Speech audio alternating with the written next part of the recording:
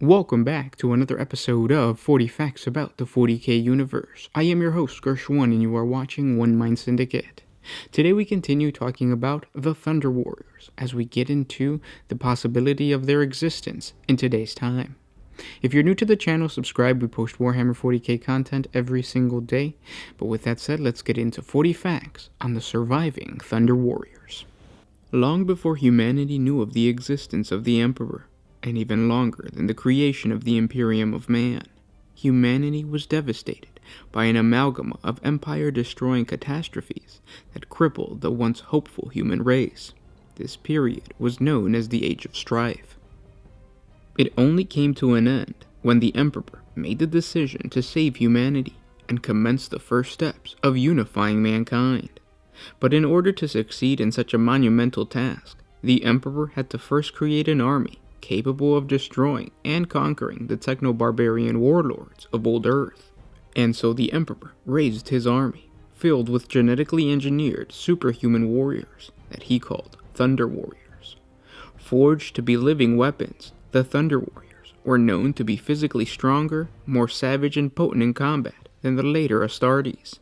Imperial chronicles hold that the last of the legendary Thunder Warriors died heroically during the final battle of the Unification Wars that reunified Terra beneath the single rule of the Emperor and forged the government that would become the Imperium of Man. The truth of the matter was far different. The possibility that these beings are still alive today is backed up by evidence found after examining the life of one of the most renowned Thunder Warriors that ever graced the battlefield. Erik Turin, also known as Babu Dokal, was one of the first Thunder Warriors. His mortal name is not recorded within Imperial historical archives, but when he was reborn into the new form of one of the first Proto-Astartes, he was named Erik Turin. The Emperor created these gene-enhanced warriors to be faster, stronger, and more powerful than any of the feral techno-barbarian gene-sept warriors that claimed fealty over humanity's homeworld at the end of the Age of Strife. Turin and his battle brothers were created as tools of deadly efficiency, intended to spread terror amongst the Emperor's enemies and serve as the perfect killing machines. Their goal was to drag Terra back from the anarchy into which it had fallen for over 5 millennia, and into a new age of enlightenment and peace, though they themselves would never know anything but war. It was against this backdrop of oppression, violence, and casual brutality that Erik Turin and his fellow Thunder Warriors carved a reputation as the undisputed soldiers of their age. Erik Turin would forge a legend that would still resonate with the modern Space Marines, created as a replacement for the Thunder Warriors before the start of the Great Crusade. Even millennia later, Imperial records were filled with the historic battles Turin had helped to win, the terrible foes he had slain, and the great honors he had earned fighting in the Emperor's Legion during the Unification Wars. He would become history in living form. The Victor of Godware, the Last Rider, the Butcher of Scandia, the Throne Slayer. These and 100 other battle honors earned by the incomparable warrior are scattered throughout the historical texts written about the foundation of the Imperium. All these tales culminated in the end of Turin's life atop a flooded mountain during the final great clash of the Unification Wars, the Battle of Mount Ararat, fought in the kingdom of Urartu. After his death, Turin was awarded the title Lightning Bearer. The Imperial chronicles record that Turin and his battle brothers amongst the remaining Thunder Warriors were all slain to a man in this final battle of the great conflict, sacrificing themselves to win the last and most important victory for the Emperor and establishing his government over Terra. The Imperial chronicles record that Turin died, succumbing to numerous mortal wounds once he fulfilled the honor of raising the Emperor's lightning banner at the final declaration of unity for humanity's birth world. The truth, however, was very different and far darker, for Erik Turin had actually survived the final battle, and also knew that at the very moment that the Emperor had founded his Imperium, he had arranged for the betrayal of the men who had fought so ferociously for him, eliminating every last one of the surviving Thunder Warriors, because they were no longer necessary and would serve as an impediment to the next stage in the Emperor's plan to forge a new golden age of mankind.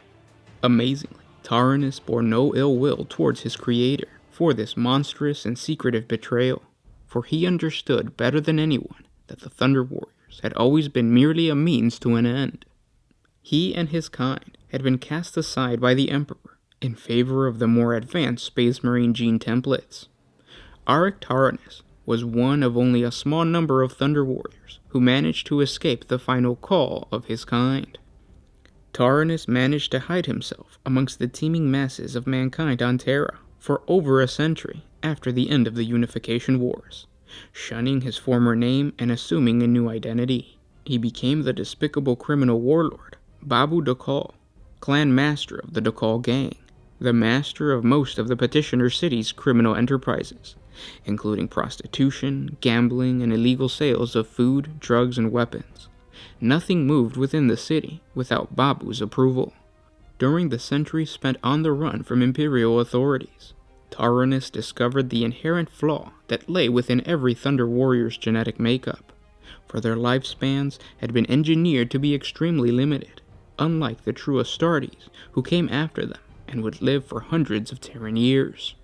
Unbeknownst to anyone outside of the Petitioner City, Tyrannus maintained a well-equipped genetic laboratory at the heart of the city. The fact that such an advanced laboratory existed on Terra was not a surprise, but that it was to be found in the heart of the City of Lost Souls was nothing short of miraculous, akin to finding a fully functioning starship buried within the ruins of old Earth's ancient prehistory. Fortunately for Tyrannus, he had learned what he could from his creator in the years of the Unity War, and come to master much of the Emperor's knowledge of the ancient science of genetics. Unfortunately, Tyrannus did not possess enough knowledge to halt his own cellular deterioration, only enough to desperately cling to life long enough for his fortune to finally change during the opening days of the Horus Heresy. Eventually, fate would bring Tyrannus into the path of the traitors, known as the Outcasts Dead. This small group of Astartes were made up of the remnants of the Crusader host, a small honor guard of Space Marines comprised of representatives from each of the 18 Space Marine legions that served on a rotational basis within the Imperial City outside of the Imperial Palace on Terra. These Astartes were considered traitors because of the actions of their legions half a galaxy away during the opening days of the Horus Heresy, when they joined to the War Master Horus's rebellion against the Emperor. They were hunted and eventually captured by Imperial forces and thrown into the legal Custodes' prison, where individuals deemed hostile to the Emperor were isolated from the world above. The prison was dug into the rock of a mountain. Its limestone walls were clad in adamantium plate, a material that was so resistant to virtually all forms of weaponry, and deaf to the pleas of innocence that echoed from its cells. But the 7 warriors were no ordinary prisoners, for they were a distinctive brotherhood comprised of Astartes from various traitor legions, including 1 Astarte from the Thousand Sons, 3 World Eaters, 1 Emperor's Children, a Death Guard, and a Luna Wolf. Tyrannus encountered the Outcasts Dead at the Temple of Woe, located within the slums of the Petitioner City. There the Outcasts Dead were cornered by an Imperial hunter team that had been tracking them since their escape from their prison. During the ensuing battle, the majority of the Astartes of the Outcasts Dead were killed during the confrontation with the Imperial forces, but Tyrannus and his lieutenants within the Dalkal gang, Goda, another Thunder Warrior who had survived the Emperor's call, took advantage of this distraction and managed to escape during the ensuing chaos. Somehow, Tyrannus managed to obtain the progenoid gland of one of the fallen Astartes. These organs contained the vital key needed to provide the means for Tyrannus to unlock the genetic secrets that would allow the surviving Thunder Warriors to extend their lives. Deep in the heart of the Petitioner City, Tyrannus experimented with his ill-gotten samples within his secret laboratory. Using gene samplers, he managed to extract the necessary information encoded within the gland-stored zygotes of Astarte organs, and the impossibly complex amino acid chains were decoded. Tyrannus unraveled the complexities of this biological miracle, and managed to replicate the process of its creation, and clone a new set of progenoid glands from the original sample. It is assumed that Tyrannus had the new organs implanted within his and his lieutenants' bodies. Their whereabouts after the Horus Heresy remains unknown. The possibility that Tyrannus was not only able to prolong his life, but experiment and improve on the genes he'd organs is extremely high. He was able to hide a gene lab and organize a crime syndicate in the past. It is not far-fetched to speculate that in the turmoil after the heresy, he was able to gather a team of traitor admech genitors and continue work on prolonging his life. The other possibility is that Tyrannus has survived for so long because he was captured by the Necron overlord, Trazyn the Infinite.